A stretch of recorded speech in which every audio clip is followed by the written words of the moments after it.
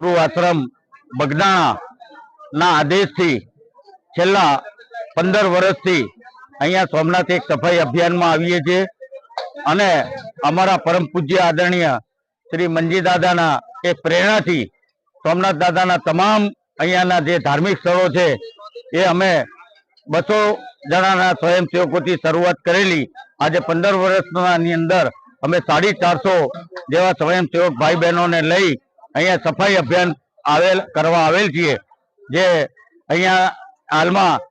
અમને સોમનાથ ટ્રસ્ટ દ્વારા સહાનુભૂતિ તેમજ એમનો સપોર્ટ ખૂબ જ પ્રમાણમાં મળી રહ્યો છે, જેના કારણે અમને અતિ ઉત્સાહ અને અતિ આનંદથી અને આજે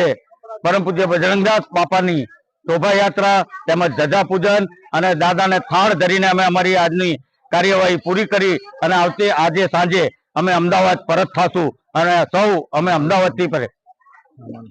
આ સેવા અમારા સ્વખર્ચે તમામ સ્વયંસેવકો અહીંયા આવે છે। ફક્ત સોમનાથ મંદિરની રહેવાની વ્યવસ્થા જ અમે સ્વીકાર કરીએ છીએ, બાકી સ્વખર્ચે અહીંયા અમે આવીએ છીએ સફાઈ અભિયાનમાં।